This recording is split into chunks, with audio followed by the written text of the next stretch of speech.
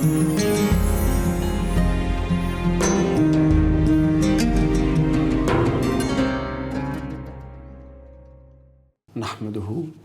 ونصلی ونسلم علی سیدنا و مولانا محمد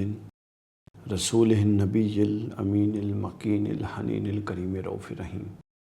اما بعد، اعوذ باللہ من الشیطان الرجیم، بسم اللہ الرحمن الرحیم. قال الم اقل لک انک لن تستطیع معی صبرا. صدق اللہ مولانا العظیم. ہم سب ٹی وی کی سحری ٹرانسمیشن قرآن اور رمضان سب کے ساتھ میں آپ کی خدمت میں حاضر ہیں، اور میں آپ کا میزبان علی وقار قادری آپ کی خدمت میں حاضر ہوں. آج ہم 16ویں پارے کے مضامین کا جو اللہ کو منظور ہوا اس کا بیان کریں گے اور اس کا جائزہ لیں گے. اور ہمارا جو طریقہ کار ہے، منہج اور اسلوب ہے، وہ آپ لوگوں کے علم میں ہیں جو ناظرین ہمارے ساتھ چلتے آ رہی ہیں پہلے روزے سے، کہ ہم پہلے جو پارے کے بنیادی مضامین ہیں ان کا ایک جائزہ پیش کرتے ہیں، اور اس کے بعد ان کی تفصیلات جو موجود اور میسر وقت میں بیان ہو سکتی ہیں وہ بیان کرتے ہیں. 16ویں پارے میں کل 9 مضامین ہیں اور 3 حصے ہیں. پہلا حصہ اس میں سورہ کہف مکمل ہے، دوسرا سورہ مریم، سورہ کہف کا کچھ حصہ ہے، بقیہ حصہ، چونکہ سورہ کہف پچھلے پارے میں شروع ہو گئی تھی تو بقیہ حصہ ہے اس پارے میں. سورہ مریم مکمل ہے اور سورہ طٰہٰ مکمل ہے. جہاں تک بنیادی اور اساسی مضامین کا تعلق ہے تو 16ویں پارے میں کل 9 مضامین بیان ہوئے ہیں. ان 9 مضامین میں پہلا جو مضمون ہے وہ حضرت موسیٰ اور حضرت خضر علیہم السلام کے واقعے سے متعلق ہے. اس واقعے سے متعلق بہت ساری تفصیلات پچھلے پارے میں آ چکی ہیں، اور یہ واقعہ اختتام پذیر ہو رہا ہے اس پارے میں. تو ہم نے اس پر بات چیت پچھلے پارے میں کر لی تھی، لیکن اختصار کے ساتھ اس سے ہم گزر جاتے ہیں اور اپنے تفصیلی مضامین میں پھر اس واقعے کو نہیں لیں گے تاکہ وقت کی بچت ہو جائے. تو حضرت خضر اور حضرت موسیٰ علیہ السلام کا جو واقعہ ہے وہ معروف ہے، قرآن مجید میں آیا اس پارے میں، پچھلے پارے سے چلا ہوا، کہ حضرت موسیٰ علیہ السلام نے اللہ رب العزت سے دعا کی کہ باری تعالیٰ، کیا اس وقت زمین پر کوئی ایسا بندہ ہے جو علم میں، حکمت میں، دانش میں مجھ سے اوپر ہو؟ جو کہ حضرت موسیٰ علیہ السلام اولو العزم پیغمبر تھے. تو اللہ رب العزت نے فرمایا کہ ہاں، میرا ایک بندہ ایسا ہے. حضرت موسیٰ علیہ السلام نے پھر ان کی سنگت اور رفاقت چاہی. اللہ رب العزت نے رہنمائی فرما دی، اور حضرت موسیٰ علیہ السلام حضرت یوشع بن نون کو لے کر اس طرف چل پڑے. ایک مچھلی پکا کے اپنے پاس رکھ لی، اس رستے پر چلتے گئے 2 دریاؤں کے ملنے کا ایک مقام آیا. مچھلی وہاں پر اس کٹورے سے نکلی اور زندہ ہو کے پانی میں چلی گئی. حضرت یوشع بن نون حضرت موسیٰ علیہ السلام کو بتانا بھول گئے. آگے جا کے جب بھوک کا احساس ہوا اور حضرت موسیٰ علیہ السلام نے کہا کہ یوشع مچھلی لاؤ ہم کھاتے ہیں، تو حضرت یوشع علیہ السلام نے عرض کی کہ یا موسیٰ، وہ تو میں بھول گیا تھا، وہ تو فلاں جو 2 دریا کے ملنے کا مقام آیا تھا وہاں پر وہ مچھلی زندہ ہو اور زندہ ہو کے دریا میں پلٹ گئی تھی. حضرت موسیٰ علیہ السلام نے فرمایا کہ وہی وہ جگہ ہے جہاں پر ولی رہتا ہے جس کی ہمیں تلاش تھی، یعنی جہاں پر خضر علیہ السلام رہتے ہیں. شیخ الاسلام نے اس سے بڑا شاندار استدلال کیا. آپ فرماتے ہیں کہ جہاں ولی رہتا ہے وہاں مردہ زندہ ہو جاتے ہیں، مردہ دل زندہ ہو جاتے ہیں، مردہ زندگیاں زندہ ہو جاتی ہیں، اور مردہ قلب جو ہے وہ حیات کی طرف سفر شروع کر دیتے ہیں. اس کے بعد پھر حضرت موسیٰ اور حضرت خضر علیہ السلام کی ملاقات ہوئی. ایک شرط تھی کہ تم کوئی سوال نہیں کرو گے، حضرت خضر علیہ السلام نے کہا.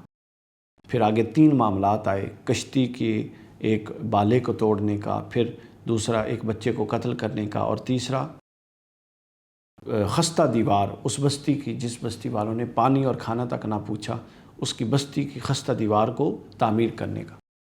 حضرت خضر علیہ السلام نے بار بار ہر معاملے پر حضرت موسیٰ نے سوال اٹھایا کہ آپ نے یہ کشتی کیوں توڑی، پھر آپ نے بچے کو کیوں مارا.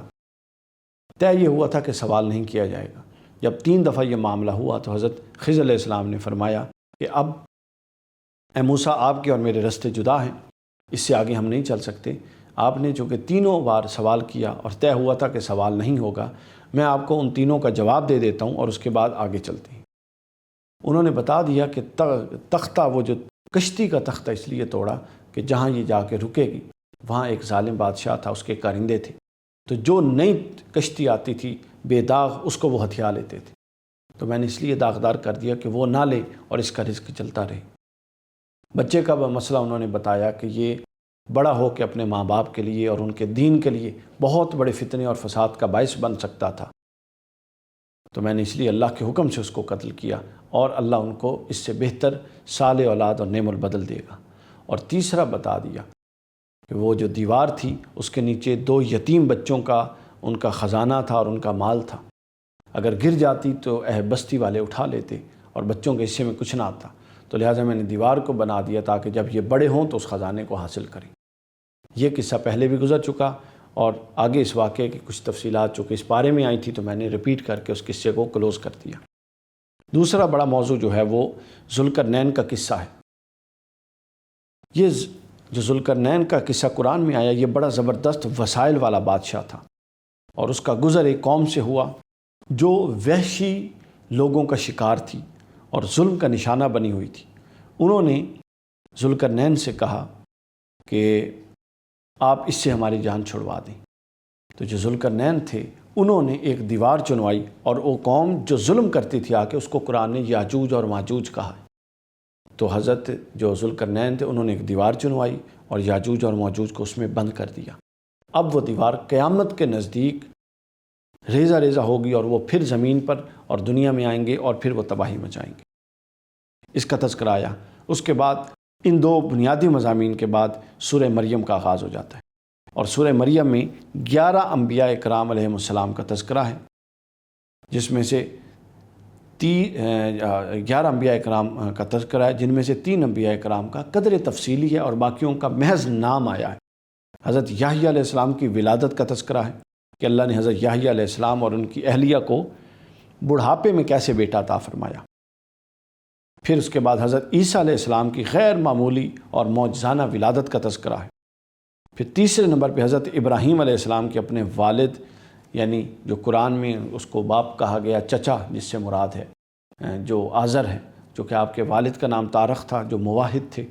تو اس چچا آزر کو دعوت دینے کے حوالے سے، اور پھر اس کی طرف سے انکار، اور پھر پورے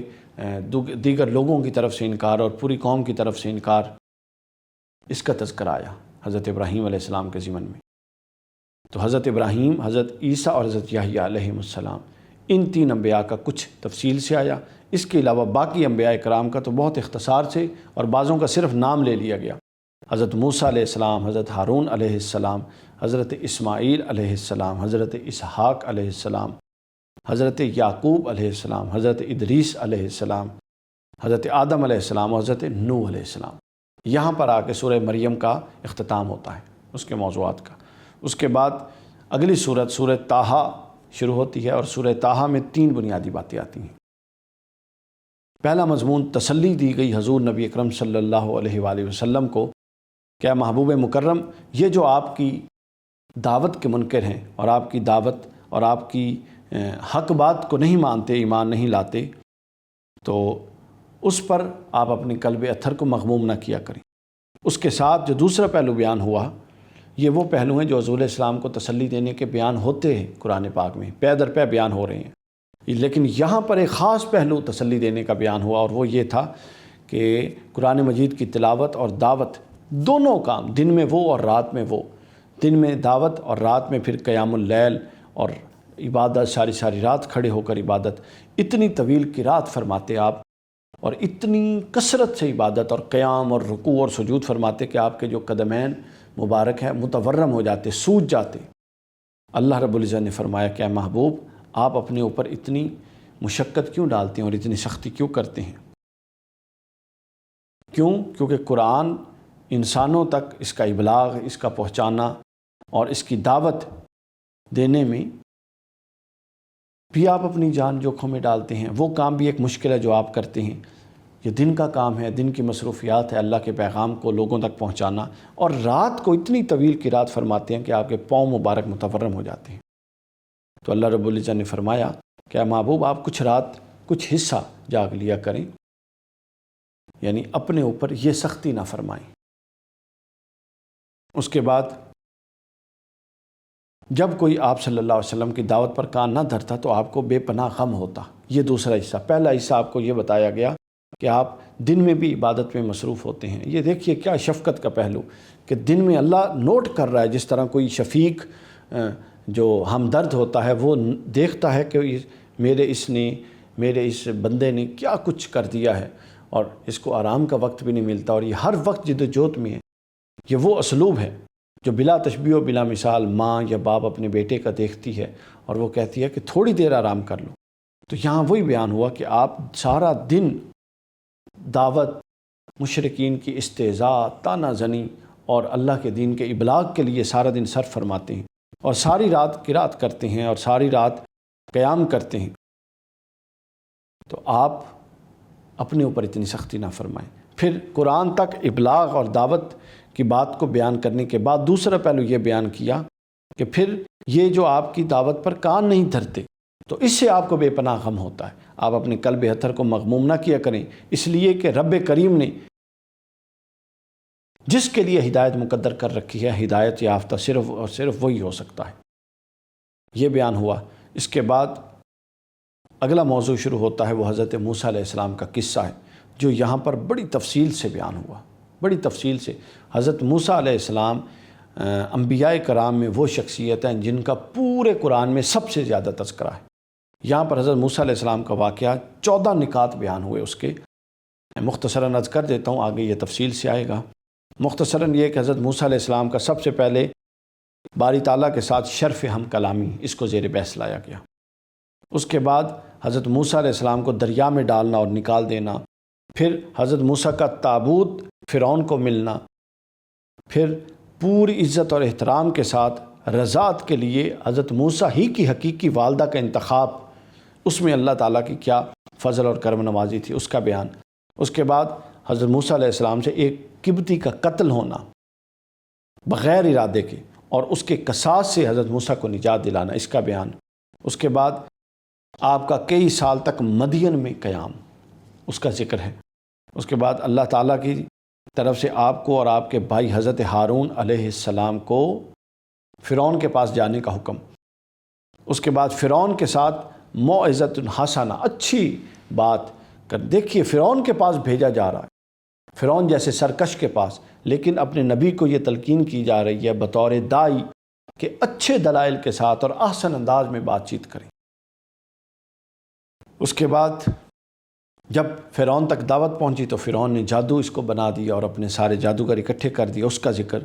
پھر جادوگروں کا حضرت موسیٰ کے ساتھ مقابلہ اور حضرت موسیٰ علیہ السلام کی فتح کا ذکر، ساحروں کا، جادوگروں کا حضرت موسیٰ کی خدمت میں گر جانا اور اسلام قبول کر لینے کا ذکر۔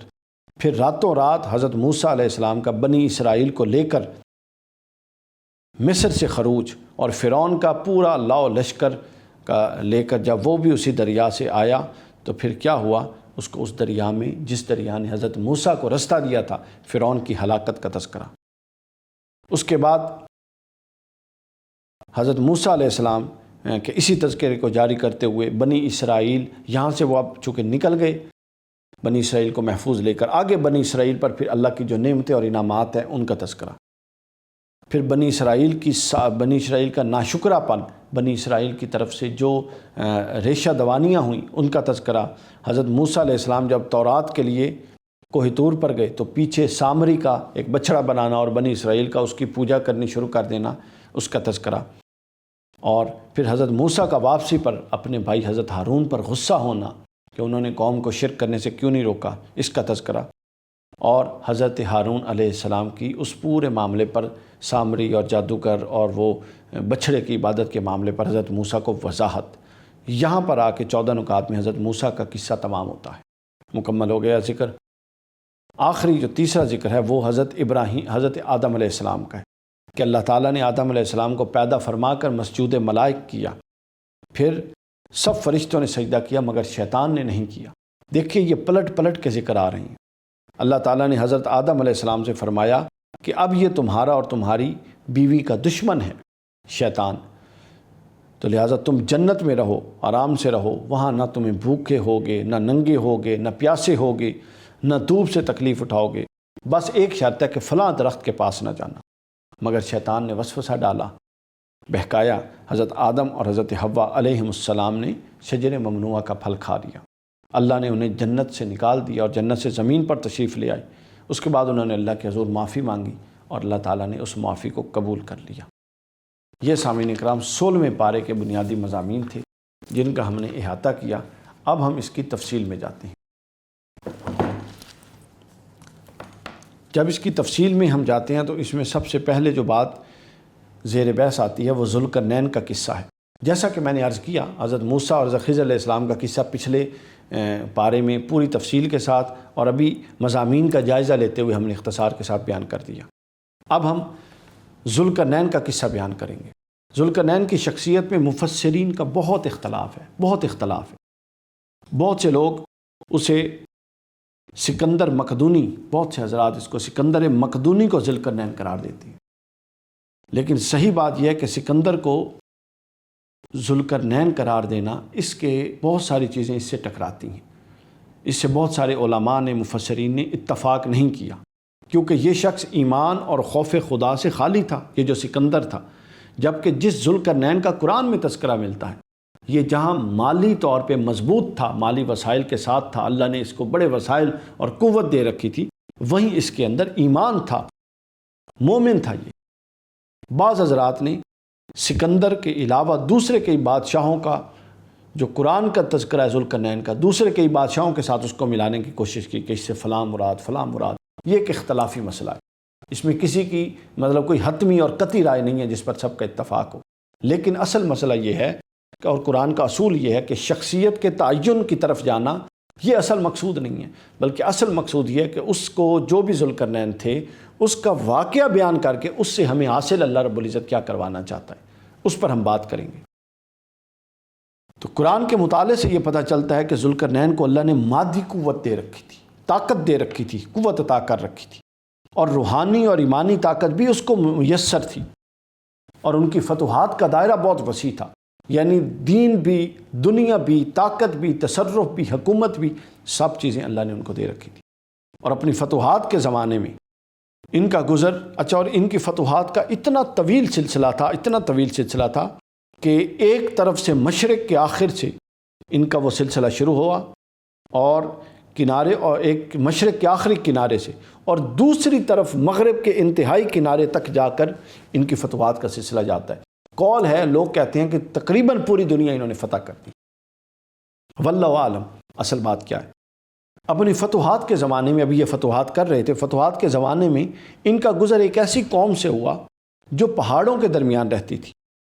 اور اس قوم پر ہمیشہ ایک دوسری قوم ظلم، ستم، جبر کرتی تھی۔ تو ذوالقرنین نے جب ان کے حالات کو دیکھے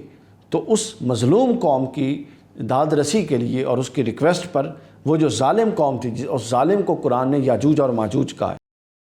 اس کی یورشوں سے اور اس کے حملوں سے محفوظ کرانے کے لیے ایک دیوار، بڑی دیوار بنوا دی اور ان کو اس میں چنوا دیا۔ یہ دیوار قرب قیامت میں ریزہ ریزہ ہوگی اور دوبارہ یاجوج ماجوج دنیا میں پھیل جائیں گے۔ پھر ذوالقرنین مادی وسائل کی بہتات کے باوجود قرآن بیان کرتا ہے کہ جہاں اس کے پاس مادی وسائل کی بہتات تھی، مادی وسائل کے بہتات کے باوجود وہ اللہ رب العزت پر کامل ایمان رکھتے تھے، اور اسباب کے ساتھ ساتھ کامل متقی مومن تھے، یعنی اللہ پر ایمان رکھتے تھے۔ یہاں پر یہ وہ معاملات تھے جو ذوالقرنین کے زیر بحث آئے قرآن مجید کی حد تک۔ پھر جہاں ہم تفاسیر اور آگے توضیحات میں جاتے ہیں، پھر یہ طویل قصہ ہے، اس کے لیے بہت وقت درکار ہے۔ تو ہم صرف چونکہ قرآن مجید کے درس کی بات کر رہے ہیں اور قرآن مجید کا درس دے رہے ہیں، تو یہ وہ پہلو تھے جو قرآن مجید نے ذوالقرنین کے حوالے سے بیان کیے۔ سورۃ کہف کے اختتام پر گویا ان لوگوں کو حکم دیا گیا ہے جو صرف مادیت اور ظاہری وسائل کو ہی سب کچھ سمجھتے ہیں، چونکہ پہلے قصہ بیان ہو چکا تھا نا ذوالقرنین کا، اور ان کو اللہ نے دونوں طرف، ہر دو طرف اللہ نے ان کو طاقت و تصرف بخشا تھا کہ وہ ایمان اور روحانیت میں بھی مضبوط تھے اور ان کے پاس مالی تصرف بھی تھا۔ تو اللہ رب العزت نے سورہ کہف کے اختتام میں لوگوں کو بتایا کہ صرف مادیت اور ظاہری وسائل ہی کو سب کچھ ہرگز نہ سمجھو، یعنی جس کے پاس ظاہری وسائل نہیں ہیں یا جس کے پاس مادی قوت نہیں ہے وہ یہ نہ سمجھے کہ اس کے پاس کچھ بھی نہیں ہے، یعنی یہ ایک تصور ہے نا کہ جس کے پاس مادی قوت وسائل ہیں، لوگ سمجھتے ہیں کہ سب کچھ ہی اس کے پاس ہے۔ قرآن نے اس تصور کی نفی کی اور فرمایا کہ نہیں، سب کچھ یہ نہیں ہے، بس جو کوئی اپنے پروردگار سے ملنے کی آرزو رکھتا ہے اس سے چاہیے کہ اچھے کام انجام دے اور اپنے پروردگار کی بندگی میں کسی دوسری ہستی کو شریک نہ کرے، یعنی اللہ رب العزت کا مخلص اور خالص ہو کے رہے۔ صرف مادی قوت، اگر اللہ مادی قوت دے دے اور عطا فرما دے تو اس کا فضل ہے، نعمت ہے، انعام ہے، اور اگر وہ نہ دے تو اصل مادی قوت نہیں، بلکہ بتایا گیا کہ اصل یہ ہے اللہ کی اطاعت، اللہ کی اتباع اور اللہ کے آگے سر تسلیم خم کرنا۔ 16ویں پارے میں یہاں پر ذوالقرنین کے تذکرے کے بعد یہاں پر آ کے سورہ الکہف اختتام پذیر ہوتی ہے اور سورہ مریم کا آغاز ہوتا ہے۔ سورہ مریم مکی صورت ہے، اس میں 98 آیات ہیں، اس میں 6 رکوع ہیں، اور دوسری مکی صورتوں کی طرح اس صورت میں اللہ رب العزت کے وجود، توحید، بعث بعد الموت اور جزا اور سزا کے مضامین آئے ہیں۔ اس صورت میں اللہ نے مختلف انبیاء کرام کے قصے بھی بیان فرمائے ہیں، واقعات، قصص، اور یہ وہ صورت ہے کہ جہاں قصص کے ساتھ ساتھ قصص بیان کرنے کی حکمت بھی بیان کی ہے، کہ یہ کوئی قصوں کی کتاب نہیں ہے کہ اللہ محض قصہ بطور قصہ بیان کر رہا ہے، ہرگز نہیں، بلکہ قصص کے ذریعے انسان کی فطرت ہے کہ وہ سٹوری میں انٹرسٹ لیتا ہے اور پوری کہانی میں اس کی توجہ اور اٹینشن کا لیول عام معاملات کی نسبت زیادہ ہوتا ہے، تو لہٰذا اس فطرت کے پہلو کا لحاظ رکھتے ہوئے اللہ رب العزت نے قصوں کے ذریعے، واقعات کے ذریعے اور قصص کے ذریعے ہمیں ہماری ہدایت کا سامان کیا۔ سب سے پہلے حضرت زکریا علیہ السلام کا قصہ ہے کہ حضرت مریم علیہ السلام جب اپنے حجرے میں عبادت کرتی تھی اور ان کے پاس بے موسمی پھل آتے تھے، حضرت زکریا کی زیر تربیت تھی، انہوں نے پوچھا کیا مریم یہ کہاں سے آتے ہیں؟ حضرت مریم نے عرض کیا کہ یہ میرے رب کی طرف سے آتے ہیں۔ تو جب حضرت زکریا نے اتنی قبولیت اور اللہ کی بارگاہ میں رسائی دیکھی، حالانکہ خود نبی تھے، نبی سے بڑھ کے مقرب کوئی نہیں ہو سکتا، لیکن عقیدہ دیکھی، وہ حجرے سے باہر ہے، اللہ کی بارگاہ میں دعا کی، اور دعا کیا کی؟ وہ دعا بڑی شاندار ہے، 3 دعا بھی ہے اور دعا کے ادب بھی حضرت زکریا نے سکھا دیے، وہ میں ابھی آپ کو بیان کرتا ہوں۔ تو دعا جب کر رہے تھے تو اس وقت حضرت زکریا علیہ السلام کی عمر مبارک 120 سال تھی اور آپ کی اہلیہ کی عمر 98 سال تھی، کم و بیش جو مفسرین کا انداز، یعنی ظاہری اعمال میں دیکھا جائے تو یہ وہ عمریں نہیں ہیں کہ ان میں انسان کا بچہ پیدا ہو سکے، لیکن بظاہر ناممکن ہونے کے باوجود اللہ مالک ہے، جو وہ چاہے وہ کر سکتا ہے۔ تو حضرت زکریا علیہ السلام نے جو دعا کی وہ دعا 3 حصوں پر مشتمل تھی، اس کے اندر دعا بھی ہے، ادب دعا بھی ہے، ادب الوہیت بھی ہے، طرز دعا بھی ہے کہ اللہ کے آگے مانگا کیسا جائے۔ اتنی جامع وہ چیز ہے، اتنی جامع چیز ہے کہ وہ پورا کا پورا ایک تصور دعا کہا جا سکتا ہے قرآن مجید کا۔ پہلی بات اس میں یہ ہے، 3 باتیں تھیں اس دعا میں۔ پہلی یہ ہے کہ انہوں نے عرض کیا کہ میں بہت کمزور ہوں۔ دعا کا ادب یہ ہے کہ سب سے پہلے جا کے انسان اللہ کے آگے سر تسلیم خم کر دے، اپنی عجز، اپنی انکساری اور اپنی کمزوری اللہ کے حضور پیش کر دے کہ میں تو کچھ نہیں ہوں میرے مولا، جو ہے تو ہے، عطا کرنے والا تو ہے، میں کمزور ہوں، میری صرف یہ استطاعت، یہ میری یہ حیثیت ہے کہ میں مانگنے کے لیے تیری درگاہ میں آ گیا ہوں، تیری بارگاہ میں آ گیا، اس کے علاوہ میرا کچھ نہیں۔ تو سب سے پہلا انہوں نے دعا کا ادب جو خود بھی اپنایا اور ہمیں بھی سکھایا، اور اللہ کو یہ اتنی پسند آئی دعا کہ ان 3 آداب کے ساتھ قرآن میں نقل کی۔ انہوں نے کہا کہ میں کمزور ہوں، تو دعا کا پہلا ادب یہ ہے کہ بندہ جھک جائے، جا کے گڑ گڑائے۔ دوسرا یہ فرمایا کہ میں مایوس نہیں ہوں، کیونکہ آپ نے کبھی کسی کو مایوس نہیں کیا۔ سبحان اللہ، کیا خوبصورت بات ہے، یعنی یہ بتا کے کہ میں کمزور ہوں، ساتھ ہی وہ کہہ رہا ہے کہ مولا میں بے شک کمزور ہوں، تو کمزور نہیں ہے نا، تیری قوتوں اور تیری طاقتوں کا تو کوئی شمار نہیں ہے نا، اور تو کسی کو مایوس بھی نہیں کرتا جو تیری درگاہ میں آ جائے، جو تیری بارگاہ میں آ جائے، تو نہیں مایوس کرتا۔ اور تیسری جو بات فرمائی وہ یہ فرمائی کہ اے میرے باری تعالیٰ مجھے بیٹا عطا فرما، اور اس بیٹے سے میرا مقصد دین کی منفعت حاصل کرنا ہے، تاکہ وہ اللہ کا بندہ بنے اور لوگوں کے لیے رشد و ہدایت کا باعث بنے۔ یہ 3 نقطے تھے۔ اس کے بعد صراحتاً اپنی دینی خلافت کے لیے اللہ سے بیٹا مانگ لیا کہ تاکہ وہ میرے پیغام کو آگے پہنچائے، لیکن ساتھ ہی اس درخواست میں ایسا بیٹا مانگا کہ اور یہ بھی کہا کہ باری تعالیٰ اس سے تو بھی خوش ہو، ایسا بیٹا عطا کر تاکہ وہ تیرا کامل بندہ ہو، بندگی والا بیٹا عطا کر۔ اللہ تعالیٰ نے یہ دعا قبول فرمائی اور انہیں حضرت یحییٰ علیہ السلام کی خوشخبری سنا دی، اور حضرت یحییٰ علیہ السلام کے صالح، عابد، زاہد ہونے کا بھی اعلان فرما دیا، اور ان کو نبوت سے بھی سرفراز فرما دی۔ یہ سورہ مریم کی پہلی 15 آیات میں یہ تمام معاملات ہیں۔ یہ قصہ حضرت زکریا کی دعا کا، اس میں دعا کے ادب بھی آ گئے، اس میں اللہ سے دعا مانگنی کیسے ہے یہ بھی آ گئی، اس میں یہ بھی آ گیا کہ دعا مانگنی کہاں پہ ہے، جہاں کوئی مقرب بارگاہ الہی نظر آئے وہاں کھڑے ہو کے دعا مانگیں۔ اللہ تو ہر جگہ سنتا ہے، ہر جگہ سننے والا ہے، مگر قرآن مجید کا یہ مقام ہمیں بتاتا ہے کہ ہر جگہ بے شک وہ سننے والا ہے، مگر جہاں پر کوئی مقرب اس کی بارگاہ کا مقبول بندہ بیٹھو وہاں اس کے سننے کے امکانات بڑھ جاتے ہیں، قبولیت کے امکانات بڑھ جاتے ہیں۔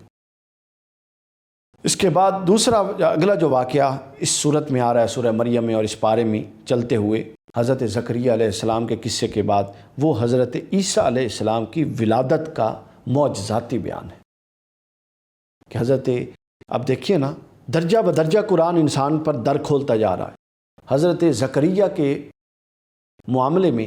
بیوی بھی موجود ہے، شوہر بھی موجود ہے، صرف معاملہ یہ تھا کہ وہ ان کی عمریں اتنی طویل ہو گئی تھی کہ عمومی طور پہ عام قاعدے میں اس عمر میں بچے کی پیدائش ممکن نہیں رہتی یا امکان نہیں رہتے، کم ہو جاتے ہیں امکان۔ جبکہ اگلا جو موضوع بیان کیا وہ یکسر قدرت کا مظاہرہ، یکسر معجزہ ہی معجزہ، سراسر معجزہ، اور وہ کیا تھا کہ حضرت عیسیٰ علیہ السلام کی بغیر باپ کے حضرت مریم باقرہ قوانی جو تھی ان سے ولادت کا معاملہ، یہ تفصیل بیان کی کہ کیسے پورا قرآن نے پوری تفصیل نقشہ کھینچ دیا کہ کیسے حضرت مریم اپنے گھر والوں سے الگ ہو گئیں، وہ بیت المقدس میں جو عبادت کے لیے رہتی تھی الگ ہو گئیں اور ایک گوشے میں چلی گئیں۔ پھر جبرائیل علیہ السلام آئے اور جبرائیل علیہ السلام نے ان کو ایک پھونک ماری ان کے گریبان میں، اور اس پھونک سے ان کو حمل ٹھہر گیا۔ کیسے پھر ان پر وہ تکلیف اور وہ حزن و ملال کی کیفیت ہوئی۔ پھر اسی کونے میں انہوں نے حضرت عیسیٰ علیہ السلام بچے کی پیدائش ہوئی، ولادت ہوئی۔ جب وہ اس بچے کو لے کر اپنی قوم کی طرف آئیں تو جو قوم یہود تھی ان کی زبانیں کھل گئیں، بھانت بھانت کی بولیاں بولنے لگے۔ حضرت طیبہ طاہرہ حضرت مریم علیہ السلام پر اعتراض کرنے لگے، باپ ان سے کہنے لگے کہ اے مریم تیرا باپ تو ایسا نہ تھا، معاذ اللہ، تیری ماں تو ایسی نہ تھی، معاذ اللہ، استغفر اللہ، اس طرح کے تانے دینے لگے۔ تو حضرت مریم علیہ السلام نے اللہ کے حکم سے اپنے بیٹے کی طرف اشارہ کیا، خود کچھ نہیں بولی، بالکل روزے تھی، خاموش تھی، بیٹے کی طرف اشارہ کیا، اور حضرت عیسیٰ علیہ السلام جو گہوارے میں تھے، چند دنوں کے تھے، وہ بولے کہ ان سے نہ پوچھو، میں بتاتا ہوں میں کون ہوں، انی عبداللہ، میں اللہ کا بیٹا، اللہ کا بندہ ہوں، میں اللہ کا بندہ ہوں۔ اور دنیا رنگ و بو میں قدم رکھنے کے بعد زندگی کے اس موڑ پر، جب کہ ابھی آپ بولنے کی عمر کو نہیں پہنچے تھے، تصور نہیں ہو سکتا کہ ایک پنگوڑے میں ایک بچہ اتنا باشعوری کے ساتھ کلام کرے، اور وہ یہ بھی سمجھ رہا ہو کہ میں نے بولنا کیسے ہے، اور یہ بھی سمجھ رہا ہو کہ بات کیا ہو رہی ہے اور اس کا جواب کیا دینا ہے۔ یہ سراسر معجزہ تھا، اور آپ نے اپنی والدہ کی پاک دامنی کی گواہی دی، اور جو پورا عیسائیت نے، عالم عیسائیت نے ایک ڈھونگ رچا رکھا تھا تسلیس کا، اس کا پورا رد کیا، اور حضرت عیسیٰ کا پہلا جملہ جو پنگوڑے میں آپ کی زبان سے نکلا، انی عبداللہ، میں اللہ کا بندہ ہوں، وہ اس پورے تصور پر نفی کرتا ہے اور اس پورے تصور کو ضرب لگاتا ہے اور اس باطل تصور کو ختم کرتا ہے۔ اس کے بعد حضرت عیسیٰ علیہ السلام کے اللہ نے 6 اعزازات بیان کیے، ولادت کا معجزاتی بیان کر کے آگے سیدنا عیسیٰ علیہ السلام کے 6 اعزاز بیان کیے جو قرآن مجید نے۔ پہلا اعزاز پھر وہی ہے جو ان کے تمام عقائد پر ضرب لگاتا ہے، اور عقیدہ کیا؟ عقیدہ توحید، اللہ ایک ہے، کوئی اللہ کا بیٹا نہیں، کوئی اللہ کی بیوی نہیں، معاذ اللہ، استغفر اللہ۔ فرمایا کہ پہلا یہ ہے جو اللہ نے اعزاز کیا کہ اللہ کا بندہ ہوں، نہ رب ہوں نہ رب کا بیٹا ہوں۔ حضرت عیسیٰ علیہ السلام نے اپنی بندگی کا اظہار کیا۔ دوسرا یہ کہ مجھے وحی اور نبوت عطا کی گئی ہے، یعنی میں اللہ کا نبی ہوں، برگزیدہ ہوں۔ تیسرا اعزاز حضرت عیسیٰ علیہ السلام کا یہ بیان ہوا اس بارے میں کہ اللہ نے مجھے مبارک بنایا ہے، میرا وجود لوگوں کے لیے برکت اور رحمت کا باعث ہے، میں خیر کا معلم ہوں اور امت کے لیے نافع ہوں، اپنی امت کے لیے۔ یعنی حضرت قرآن کہہ رہا ہے، حضرت عیسیٰ نے فرمایا کہ میرا وجود اللہ نے لوگوں کے لیے برکت اور رحمت کا باعث بنایا، یعنی جہاں انبیاء کرام اور صالحین کرام ہوتے ہیں وہاں پر ان کے وجود کی بھی اپنی ایک برکت ہوتی ہے۔ ابھی پچھلے پارے میں 15ویں پارے میں سورہ اسراء میں جب بیان ہوا واقعہ معراج کا تو بتایا گیا کہ ہم نے اس پورے کے پورے بیت المقدس کے جو تھے ماحول تھا اس کو مبارک کیا، اور مبارک کس سے کیا؟ وہاں انبیاء کرام علیہ السلام کی قبور ہیں، ان کے وجود مسعود سے مبارک کیا۔ تو یہاں بتایا کہ میرا وجود برکت والا ہے، یعنی اولیاء، صالحین، کاملین، انبیاء، پھر یہ درجہ بدرجہ جہاں پر یہ موجود ہوں ان کے وجود کی برکت ہوتی ہے، اور ان کے وجود کی برکت سے چیزوں میں اللہ تعالیٰ برکت عطا فرما دیتا ہے۔ چوتھا جو اعزاز حضرت عیسیٰ علیہ السلام کا اس بارے میں بیان ہوا وہ یہ کہ مجھے دوسرے انبیاء کی طرح شرعی امور اور عبادات کا مکلف بنایا گیا ہے، اور ان میں سے نماز اور زکوٰۃ کا آپ نے خاص طور پر ذکر فرمایا کہ میں بھی دوسرے انبیاء کی طرح اللہ کے احکام لایا ہوں جو میں لوگوں تک پہنچاؤں گا اور اس کی پیروی اور اتباع کی جائے گی۔ یہ چوتھا تھا۔ پانچواں جو آپ کا وصف اور اعزاز بیان ہوا وہ یہ کہ میں اپنی والدہ کا فرما بردار ہوں اور عزیز و اقارب کا خدمتگار ہوں، اور میری طبیعت میں تواضع ہے، کبر نہیں ہے۔ 3-4 پہلو بیان ہوئے، پوری کی پوری شخصیت اور پورے کے پورے اخلاق حسنہ کا بہترین درس ہے اس ایک اعزاز کے اندر جو حضرت عیسیٰ کو اللہ نے فرمایا۔ وہ کیا کہ میں والدہ کا فرما بردار ہوں، پھر دوسرا فرمایا کہ میں عزیز و اقارب کا خدمتگار ہوں، یعنی جو مجھ سے ہو سکے میں ان کے لیے کروں گا۔ پھر فرمایا کہ میری طبیعت میں تواضع ہے، تواضع ہونی چاہیے۔ اگر انبیاء متواضع ہوتے تھے تو انبیاء سے بڑا کون ہو سکتا ہے کہ وہ تکبر کے ساتھ پیش آئے اور رونت کے ساتھ پیش آئے؟ تو تواضع اب اختیار کرنی چاہیے طبیعت میں،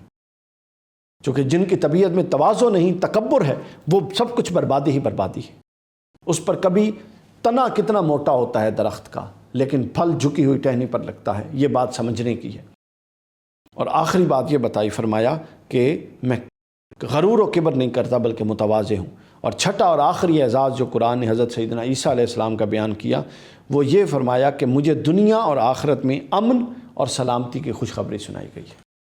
یعنی ان 6 اعزاز کے ساتھ حضرت عیسیٰ علیہ السلام کا بیان مکمل ہوتا ہے۔ پہلے ولادت حضرت عیسیٰ علیہ السلام کی معجزاتی ولادت اور حضرت مریم علیہ السلام پر اعتراض، اور پھر پنگوڑے میں حضرت عیسیٰ کا جواب، یہ معاملہ طے ہوا۔ اور پھر اس کے بعد حضرت عیسیٰ کے 6 اعزاز اللہ رب العزت نے بیان کیے جس کو ہم نے تفصیل سے بیان کر دیا۔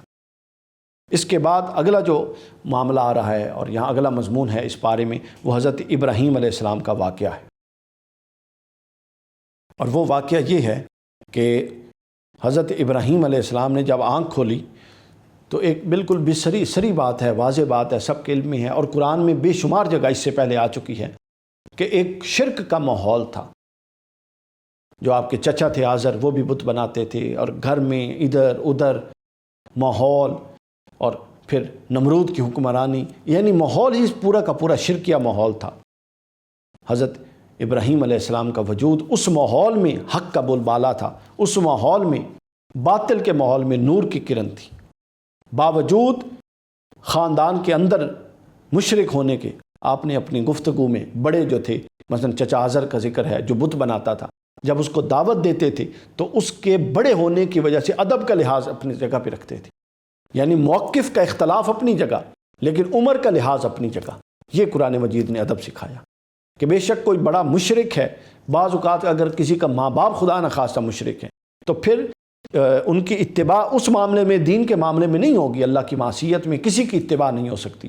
لیکن بطور ماں یا بطور باپ جو اس کا ادب ہے وہ قائم رہا جائے گا۔ یعنی دینی اختلاف یہی تو دین کا حسن ہے، موقف کا اور نقطہ نظر کا اختلاف ہمیں یہ ہرگز اجازت نہیں دیتا کہ اگلے کا وہ سٹیٹس جو اللہ نے اس کو دیا ہے اس سٹیٹس سے اس کو گرا دیں۔ تو حضرت ابراہیم علیہ السلام اپنے ان کا ادب اور ادب کا پہلو ملحوظ رکھ کے ان کو دعوت حق دیتی، اور آگے سے دھمکیاں ملتی، اس کے باوجود خاموش رہتے، اور کہا جاتا کہ اے ابراہیم اگر تم بتوں کو برا بھلا کہنے سے باز نہ آئے تو تم سنسار کر دیے جاؤ گے معاذ اللہ، اور تم مجھے ایک طویل زمانہ تک چھوڑ دو۔ یہ بیان آیا جب حضرت ابراہیم علیہ السلام نے اپنی دعوت کی، مطلب جو کر سکتے تھے کر لیا، اور سمجھ گئے کہ یہ لوگ آنے والے نہیں ہیں حق پر، یہ راہ ہدایت پر آنے والے نہیں ہیں، تو حضرت ابراہیم نے پھر پہلی ہجرت کی کہ جب مسلسل دعوت نہ ہونے کے باوجود آزر راہ راست پہ نہ آیا تو، اور نہ آپ کی قوم راہ راست پہ، تو آپ محض اللہ کی رضا کی خاطر عراق سے شام کی طرف تشریف لے گئے۔ اور اللہ نے قوم اور خاندان کو چھوڑنے کا، حق کے لیے چھوڑنے کا صلہ یہ دیا کہ وہاں حضرت اسماعیل، پھر حضرت اسحاق، پورے کی پوری آبادی اور پورے کی پوری ازواج، وہاں پہ اللہ تعالیٰ نے ایک پورا کنبہ آپ کو عطا فرما دیا۔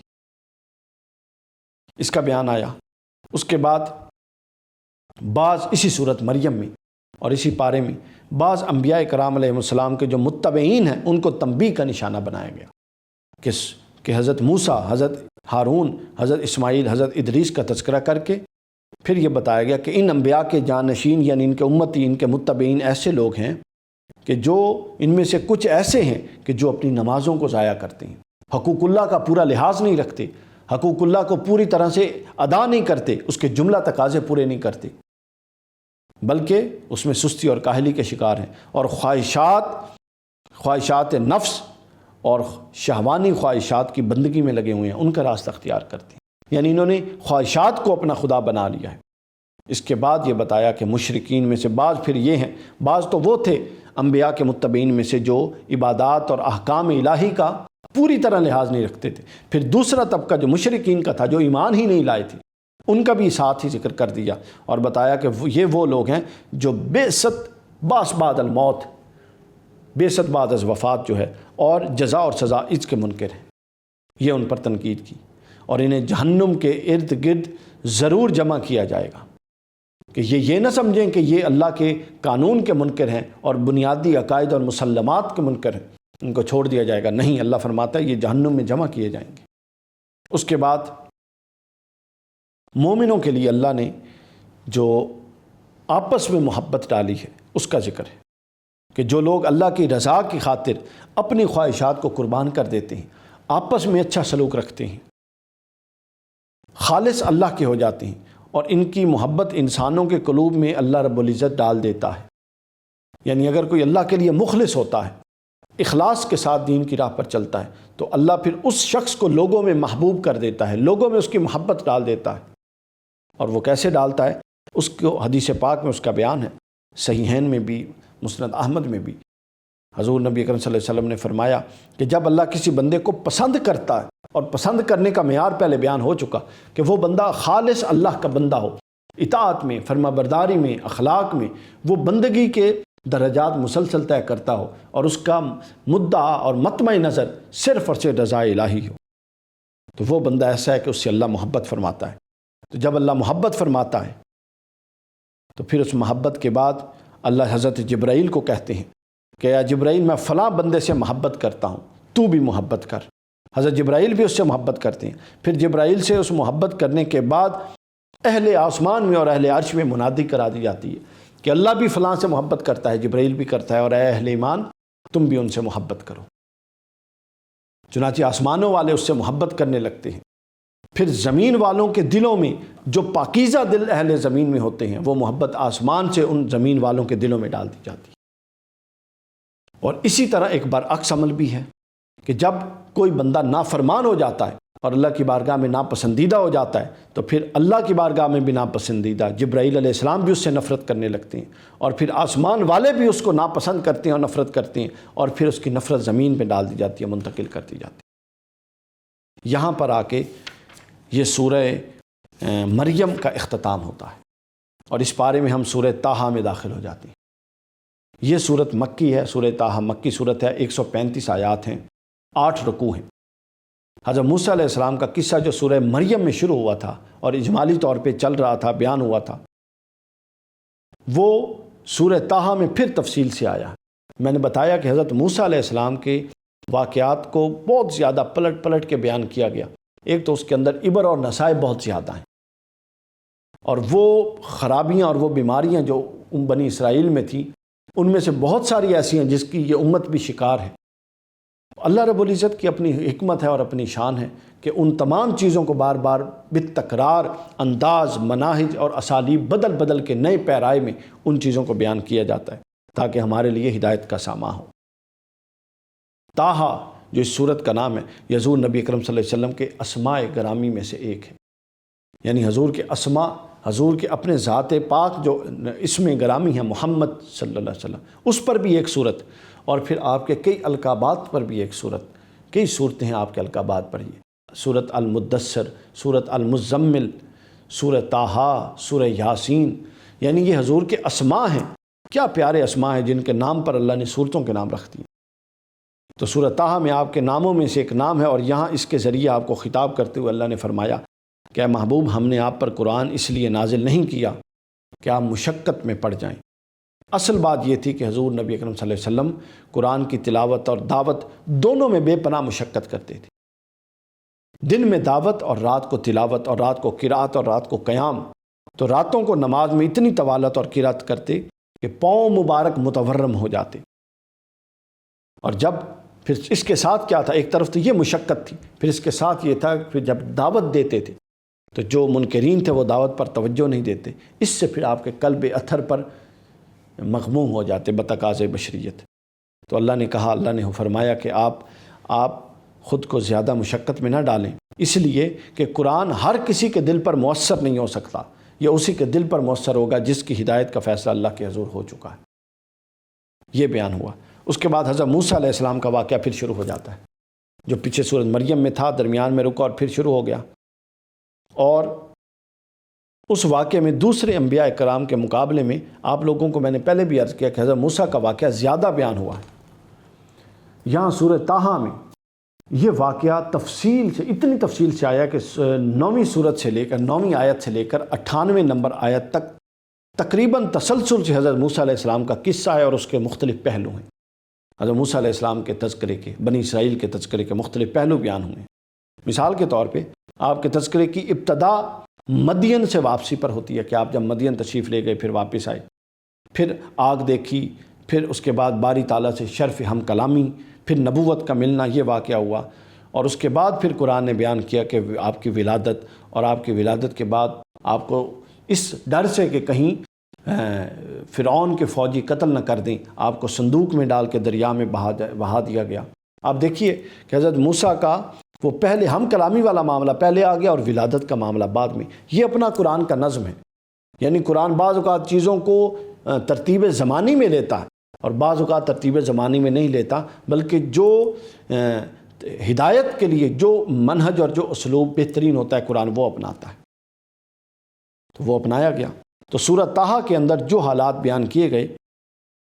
ان کے اگر ہم عنوان بندی کر لیں اور ان کی تقسیم کر لیں کہ حضرت موسیٰ علیہ السلام کے ہاں کون کون سے حضرت موسیٰ کے واقعے سے متعلق تذکرے اس صورت میں آئے ہیں اور اس پارے کے آخر تک آئے ہیں، تو ہم ان کی عنوان بندی یوں کر سکتے ہیں کہ سب سے پہلے اس میں باری تعالیٰ کے ساتھ شرف ہم کلامی کا ذکر ہے حضرت موسیٰ علیہ السلام کا۔ اس کے بعد اللہ تعالیٰ کی طرف سے آپ کو اور آپ کے بھائی حضرت ہارون علیہ السلام کو فرعون کے پاس جانے کا حکم ہے کہ آپ جائیں، وہ سرکش ہے، لوگوں پر ظلم کرتا ہے، اس کو دعوت دیں۔ اس کے بعد فرعون کے ساتھ بات چیت کرتے ہوئے بہترین انداز اور بہترین طریقے مباحث اپنانے کا حکم ہے۔ پھر اس کے بعد حضرت موسیٰ علیہ السلام کی جادوگروں کے ساتھ حضرت موسیٰ کے اس مقابلے کا ذکر ہے کہ جب حضرت موسیٰ نے دعوت دی انہوں نے جادوگر اکٹھے کر لیے۔ حضرت موسیٰ نے عصا پھینکا تو سارے جادوگر، ان کی جو چھڑیاں اور جو چھوٹے چھوٹے سانپ تھے وہ کھا گیا اور وہ سجدے میں گر گئے اور حضرت موسیٰ علیہ السلام کو پر ایمان لے آئے۔ اس کے بعد راتوں رات حضرت موسیٰ علیہ السلام بنی اسرائیل کو لے کر اپنی قیادت میں مصر سے نکل گئے، تشریف لے گئے، اور فرعون کا لشکر جب آپ کے تعاقب میں تھا کہ آپ کو پکڑا اور گرفتار کیا جائے تو وہ سارا کا سارا دریا میں ہلاک ہو گیا، ڈوب گیا۔ اس کے بعد اللہ رب العزت کی بنی اسرائیل پر نعمتیں اور پھر نعمتوں پر بنی اسرائیل کی ناشکری اور کفران کا ذکر شروع ہو جاتا ہے۔ پھر سامری کا جادوگر، سامری کا بچڑا بنانا اپنے جادو کے ذریعے، اور بنی اسرائیل کا اتنا سب کچھ دیکھ کے پھر اس بچڑے کو معبود بنا لینا۔ پھر حضرت موسیٰ جب طور سے واپس تشریف لائے تو حضرت موسیٰ اس بات پر حضرت ہارون سے ناراض ہوئے۔ یہ معاملات یہاں پر آئے، تو ہم ان کو نمبر وار اگر بیان کرتے جائیں تو فرعون کے ظلم اور پکڑ سے حفاظت، جب کہ وہ اس کے کارندے نومولود بنی اسرائیلی بچوں کو ذبح کر دیتے تھے، یعنی پہلا جو معجزاتی پہلو حضرت موسیٰ علیہ السلام کے قصے میں آیا، اب ہم اس کو ترتیب سے لے رہے ہیں، وہ یہ آیا کہ سب سے پہلے حضرت موسیٰ کی ولادت ہوئی، اور ولادت اس وقت میں ہوئی جب اعلان ہوا تھا کہ کوئی لڑکا زندہ نہیں چھوڑا جائے گا۔ اللہ نے آپ کی والدہ کے ذہن میں یہ وحی اور الہام کر دیا، انہوں نے ایک صندوق میں ڈال کے آپ کو دریا میں ڈال دیا، یہ ذکر ہے۔ اس کے بعد لوگوں کے دلوں میں آپ کی محبت اللہ نے ڈال دی۔ پھر اس کے بعد یہ ذکر ہے کہ جب آپ گئے آگے، وہ جو حضرت آسیہ تھی فرعون کی بیوی، وہ وہاں پر چہل قدمی کر رہی تھی، تو انہوں نے دیکھا کہ صندوق میں ایک خوبصورت کوئی چیز نظر آ رہی ہے۔ جب قریب گئیں تو حضرت موسیٰ تھے، چاند جیسا چہرہ تھا، تو اللہ کا امر تھا، اللہ نے حضرت آسیہ کے دل میں حضرت موسیٰ کی محبت ڈال دی، اور انہوں نے پھر اس محبت کی وجہ سے حضرت موسیٰ کو لیا اور ان کی پرورش کی۔ یعنی حضرت موسیٰ کے اللہ نے حضرت موسیٰ کے چہرے پہ وہ جاذبیت اور حسن دیا تھا کہ جو دیکھتا تھا وہ حضرت موسیٰ سے محبت کرنے لگ جاتا تھا۔ پھر اس کے بعد آپ کی تربیت اور پرورش کا اللہ نے خصوصی اہتمام کروایا، حالانکہ وہ ماحول ایسا تھا کہ کسی لڑکے کو زندہ نہیں رکھتے تھے، لیکن اللہ کا امر دیکھیے اور اللہ کی قدرت دیکھیے کہ جس بادشاہ کو نست و نابود کروانا ہے اسی کے گھر میں اپنے موسیٰ کو پرورش کروا رہا ہے۔ اس کے بعد پوری عزت اور احترام کے ساتھ آپ کی والدہ، ظاہر ہے ماں تھی جس نے آپ کو دریا میں بہایا تھا، اور ماں کی ممتا تو تڑپتی ہے، تو اللہ نے پھر اس ممتا کا بھی لحاظ رکھا کہ بے شمار عورتیں آئیں۔ عزیز مصر کی بیوی جو تھیں، جو حضرت آسیہ تھی، انہوں نے بلوائیں، حضرت موسیٰ کسی کا دودھ نہ پیتے۔ بالآخر اس میں اللہ نے پھر اللہ کا یہ امر واقعہ ہوا کہ حضرت موسیٰ کی والد آئیں اور انہوں نے ان کا دودھ پیا۔ یعنی وہ معاملہ دریا والا بھی گزر گیا، فرعون کے گھر میں بھی پہنچ گئے، اور پھر اپنی والدہ کو دودھ پلانے کا بھی اللہ نے اہتمام فرما دیا کہ آپ کی اپنی والدہ نے آپ کو دودھ پلایا۔ اس کے بعد آپ سے ایک قبطی کا قتل ہو گیا نہ چاہتے ہوئے، پھر اللہ نے آپ کو اپنے فضل کے ذریعے اس کے قصاص سے بچا لیا۔ اس کے بعد اگلا واقعہ آتا ہے کہ مدین سے آپ واپس تشریف لا رہے تھے کہ آپ کو اللہ نے نبوت عطا فرمائی، اللہ نے آپ کو شرف ہم کلامی بخشا اور اپنے قرب اور اپنی محبت کے لیے آپ کا منتخب فرما دیا۔ یہ واقعہ تفصیل سے سارا بیان کرنے کے بعد، کیونکہ واقعات پلٹ پلٹ کے آ رہے تھے، تو اللہ رب العزت نے بجائے اس کے کہ کوئی سوال قرآن سے متعلق پیدا ہو، یہی قرآن کا اعجاز ہے کہ آگے اس کا جواب آیا کھڑا ہوتا ہے۔ تو اب یہ واقعات جو پے در پہ آئیں تو سوال آ سکتا تھا نا کہ ان کی کیا حکمت ہے۔ اللہ نے خود بتا دیا کہ ان کے نزول کی حکمت ہوتی ہے، یہ محض واقعہ کی کتاب نہیں ہے، بلکہ نزول کی حکمت یہ ہوتی ہے کہ ہم وہ واقعہ سنا کے اس کے ذریعے تمہاری ہدایت دیں، ان پہلوؤں پہ تمہاری ہدایت کریں کہ اللہ کا امر سب امور پر غالب ہے، اللہ جو چاہتا ہے وہ کرتا ہے، تم صرف تمہارا کام یہ ہے کہ حق پر ڈٹے رہو، حق پر قائم رہو، اور صرف اللہ سے امید رکھو۔ یہ معاملہ حضرت موسیٰ علیہ السلام کا یہ قصہ یہاں پر آ کے تمام ہوتا ہے اور پورا اختتام پر پہنچتا ہے۔ 16ویں پارے کی آخری بات منکرین کی سزا کے حوالے سے ہے کہ وہ لوگ جو قرآن سے اعراض کرتے ہیں اور ان کے لیے وعید ہے کہ ان کی زندگیاں تنگ ہو جائیں گی اور انہیں قیامت کے دن اندھا کر کے اٹھایا جائے گا۔ یعنی منکرین قیامت اور منکرین قرآن اور منکرین حق کے لیے اللہ نے تنبیہ فرمائی کہ یہ اندھے اٹھیں گے قیامت کے دن، اور ایسے معاندین کے حال پر اظہار تعجب کیا گیا کہ جو قرآن جیسا معجزہ دیکھتے ہیں اور اس کے باوجود عجیب و غریب باتیں کرتے ہیں، اور کبھی کوئی کہتا ہے کہ جی وہ حضرت صالح والی اونٹنی نکال کے لائیں، کبھی کوئی کہتا ہے حضرت موسیٰ والا عصا لائیں، یہ کیا قرآن کو نہیں دیکھتے؟ اللہ فرماتا ہے کیا قرآن کے بعد بھی کوئی معجزے کی ضرورت ہے؟ اور آخری آیت میں، اس پارے کی آخری آیات میں سے ایک آیت میں اللہ رب العزت نے اپنے محبوب کو حکم دیا کہ آپ ان دشمنوں سے، ان معاندین سے فرما دیں کہ سب اعمال کے نتائج کے منتظر ہیں، پس تم بھی منتظر رہو، ان قریب تمہیں معلوم ہو جائے گا کہ سیدھی راہ پر چلنے والے کون اور جنت کی طرف راہ پانے والے کون ہیں۔ اور تم پر یہ بیان کر کے آگے پیغام یہ دے دیا کہ پھر تمہیں اپنا حال بھی پتہ لگ جائے گا کہ جو سیدھی راہ پہ نہیں چلے اور جو جنت کی راہ پہ نہیں چلے اور جو اللہ اور اس کے رسول کی راہ پہ نہیں چلے، تم کہاں پر اپنا ٹھکانہ رکھتے ہو۔ تو اس تنبیہ پر اور اس نصیحت پر اور اس وعید پر اللہ رب العزت نے یہاں پر یہ قرآن مجید 16ویں پارے کا یہ بیان ختم ہو جاتا ہے۔ اب ہم نے پورا آپ لوگوں نے دیکھا کہ اس میں قصص کثرت سے آئے ہیں، بار بار قصے آئے ہیں، اور ہر قصہ ہمیں ایک نئی ہدایت کا پہلو، بلکہ ایک قصے کے اندر ہدایت کے کئی پہلو ہمارے سامنے آتے ہیں۔ ہم نے یہ کرنا ہے کہ ان قصص کو، ان واقعات کو اور ان مضامین کو جو قرآن کے مضامین ہیں، ان کو اپنی زندگیوں میں داخل کرنا ہے اور ان کی بنیاد پر اپنی زندگیوں کو بدلنے کی کوشش کرنی ہے۔ اللہ تعالیٰ سے دعا ہے کہ ہمارے حال پر لطف و کرم فرمائے۔ وما علینا الا البلاغ المبین۔